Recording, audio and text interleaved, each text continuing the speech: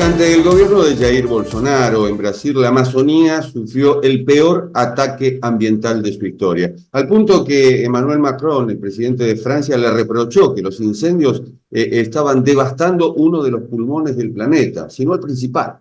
En 2002, uno de cada 5 asesinatos de personas que defienden la tierra y el ambiente en todo el mundo se produjo allí, en la Amazonía. La Amazonía es la mayor selva tropical del planeta. Tiene 7 millones de kilómetros cuadrados que unen a 9 países. Esa región, lamentablemente, se ha convertido en uno de los principales centros de actividad y punto de tránsito de las economías criminales de Iberoamérica.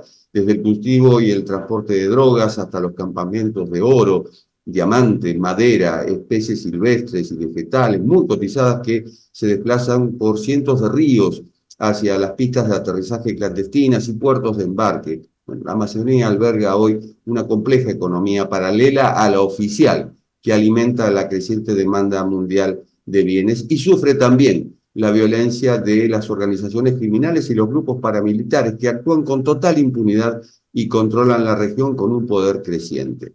La corrupción y la impunidad dejaron la puerta abierta a una élite despiadada, como cuenta Heriberto Araujo, un periodista de investigación independiente, autor y orador.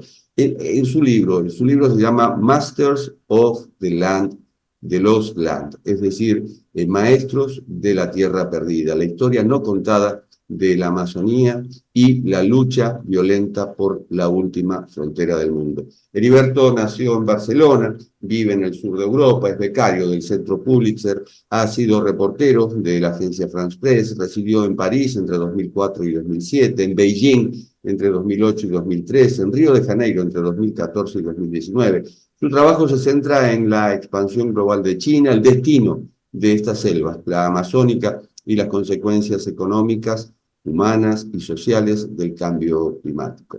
Heriberto, evidentemente has dado en el clavo al elegir esta enorme región del planeta como foco de tu libro, que tengo entendido que quizás se convierta próximamente en película. Sí, efectivamente. Digamos que a la hora de plantear la investigación, una de las cuestiones clave, sobre todo cuando uno quiere investigar la Amazonia, es decidir dónde, porque como tú muy bien has explicado, es un lugar inmenso, un lugar que comparten 9 países. La Amazonía es un bioma, para entenderlo, es una región con características propias, únicas y extraordinarias a nivel natural y también de biodiversidad. Y entonces yo me centré en el estado brasileño de Pará, que es uno de los más grandes del país, y uno de los lugares donde desde los últimos 30 años hay una frontera económica, no una frontera física ni geográfica, sino económica. Es decir, imaginándolo en términos del salvaje oeste estadounidense de hace un siglo y medio, es un lugar donde a partir de 1950, 1960 sobre todo, se producen políticas o se llevan a cabo políticas estatales en la época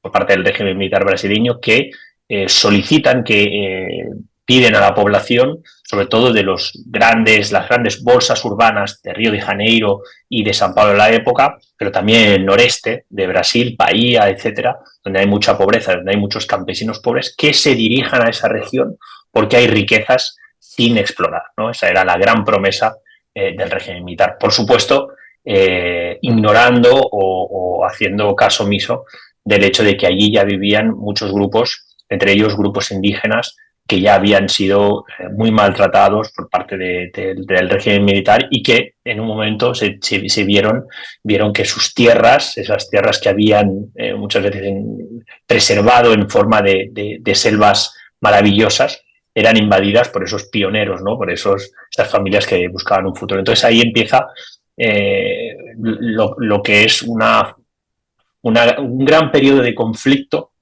derivado de incentivar a la gente a explorar la riqueza de esa frontera económica. Por supuesto, oro, madera, pero también la posesión de la tierra, que es uno de los temas clave de mi libro. En ese marco, yo elijo ese estado, el estado de Pará, y cuento esa historia, por medio de la vida de una líder campesina y activista medioambiental y social extraordinaria que se llama María Joel Díaz da Costa. ¿Qué tan permisivos han sido los gobiernos de Brasil?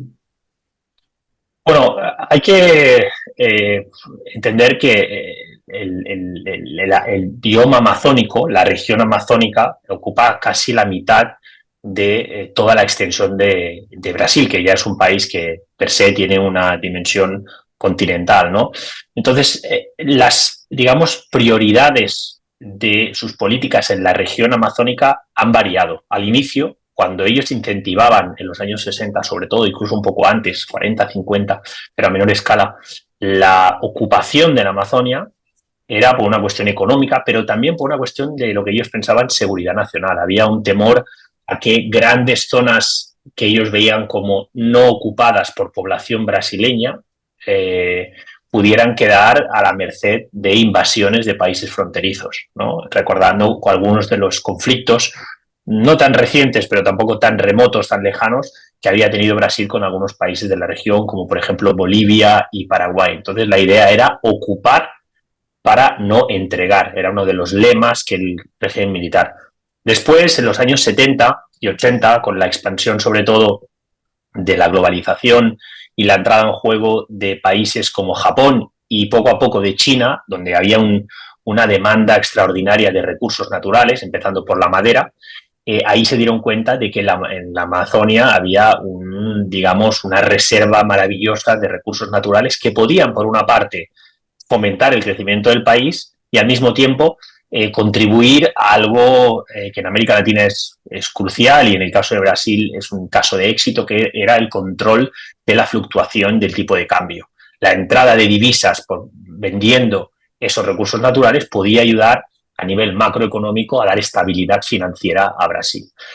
Más recientemente, hablamos de los años 70-90, más recientemente, cuando ya, digamos, la preocupación mundial por la preservación del Amazonas, de la Amazonia, se había convertido en algo central en las políticas, digamos, de los países desarrollados, que ya no solo buscaban recursos, sino que buscaban también tener productos donde se certificara que no había una explotación de los recursos sin miramientos.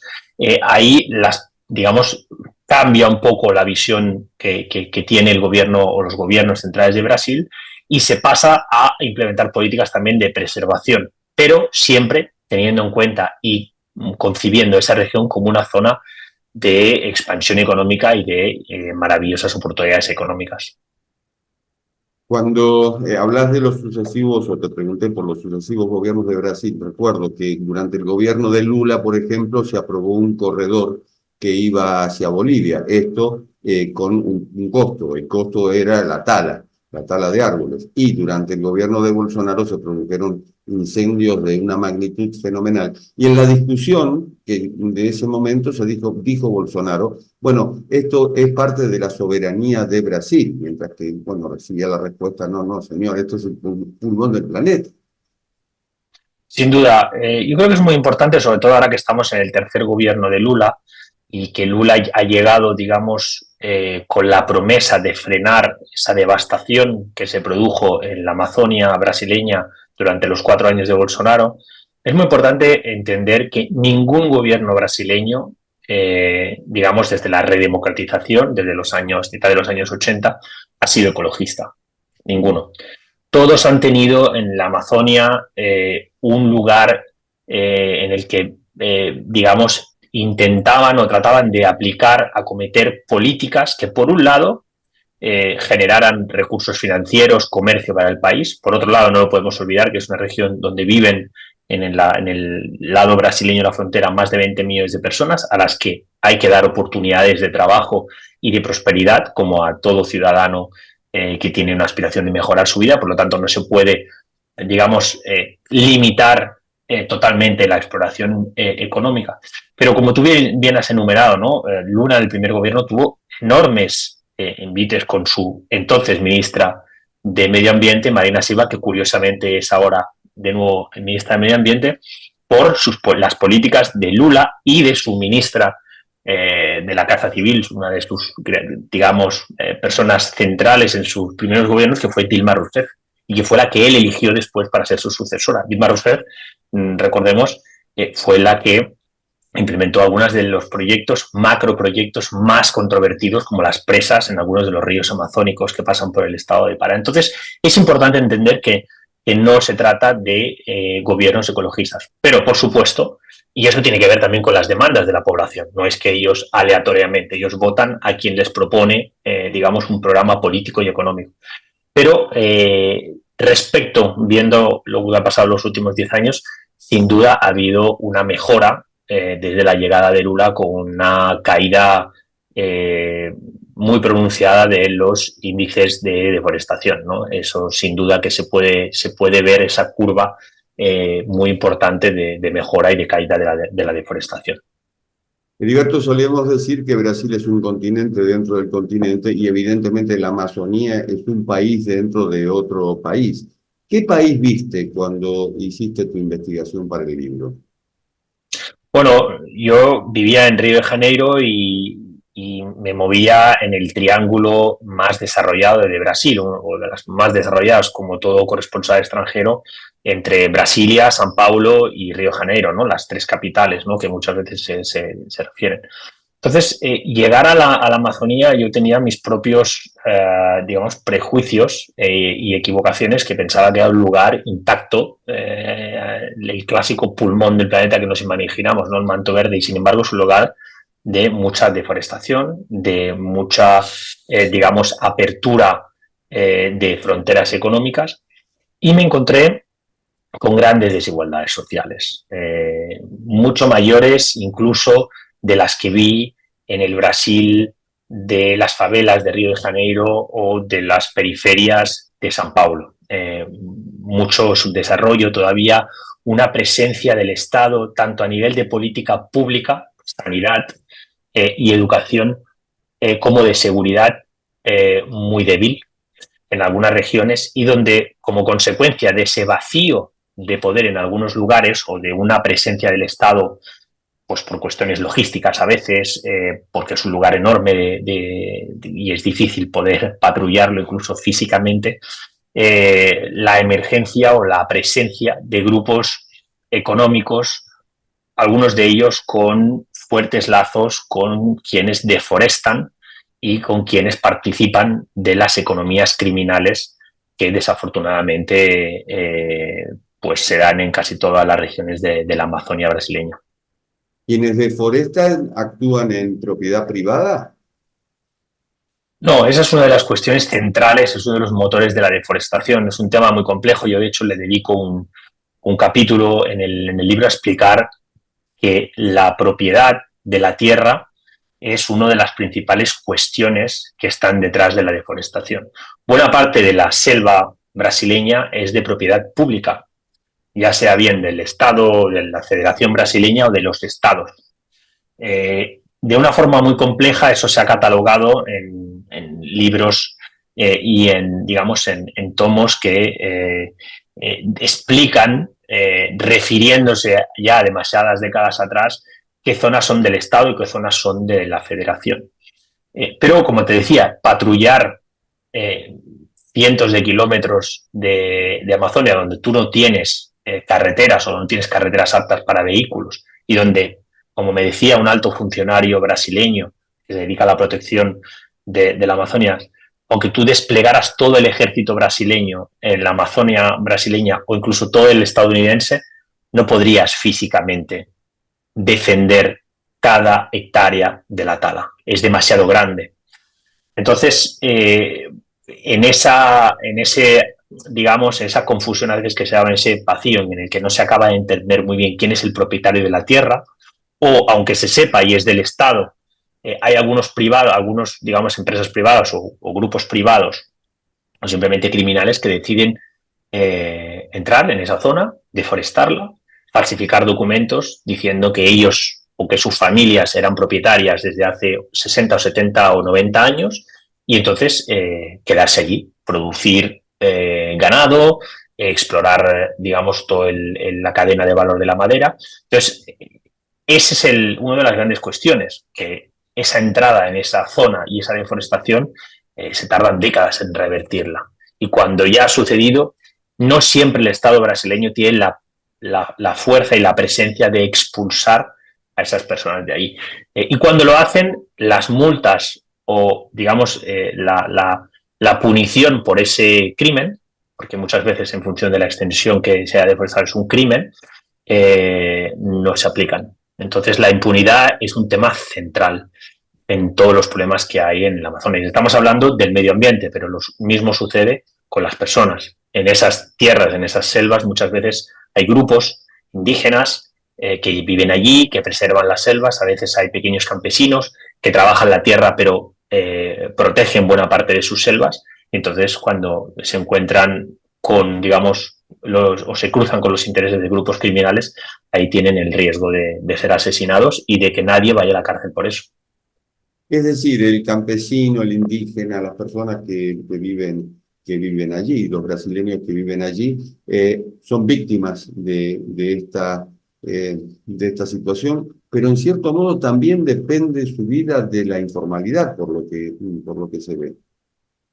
Absolutamente. Yo nunca me olvidaré de una frase que me dijo, yo estaba investigando para el libro en una región de frontera económica donde había mucha deforestación y entonces fui a entrevistar a los madereros, los que van con camiones clandestinamente, entran en la selva para deforestar y después extraer esa madera de ley, madera valiosa, y todo eso lo hacen de forma subrepticia y sin que intentan que nadie se entere, ¿no? Sobre todo la policía. Entonces, entrevistando a estos padres de familia, que son al final lo que son, y preguntándoles por qué estaban haciendo eso y si se daban cuenta de las consecuencias, ellos me decían, sí, pero igual que tú, tenemos ambición de tener un día un smartphone, de poseer un auto, de llevar a mi hijo a la universidad. Entonces, en esta región aislada del mundo, muchas veces, donde no hay oportunidades económicas, es eso o entrar en la droga, entrar en el comercio de droga. Y yo he decidido que, entre comillas, vendo mi alma al diablo a esta economía ilícita, ¿no? Pero no al tráfico. Y tengo que decir que es un argumento que me ha rondado siempre la cabeza, lo he escuchado en múltiples variantes, pero siempre el mismo, y he tenido siempre, cuando escribía el libro, el cuidado de tenerlo presente, porque es muy fácil dar lecciones desde fuera, ¿no? O incluso desde otro país, y decir, bueno, pero es que deberíais preservar el pulmón del planeta, de todos, etcétera. Pero es todo mucho más matizado y hay siempre que tener en cuenta las voces locales. Entonces, no he querido, por supuesto, justificar el crimen, pero al mismo tiempo era importante poder incorporar esas visiones para que el libro fuera lo más, digamos, objetivo de lo que yo fuera capaz. Quizá porque no se puede tener magnitud del hábitat de esas personas desde ese lugar, sino visto desde afuera. Es decir, cuando hablamos de tantos kilómetros cuadrados, tantos países con los cuales se limita la Amazonía, justamente.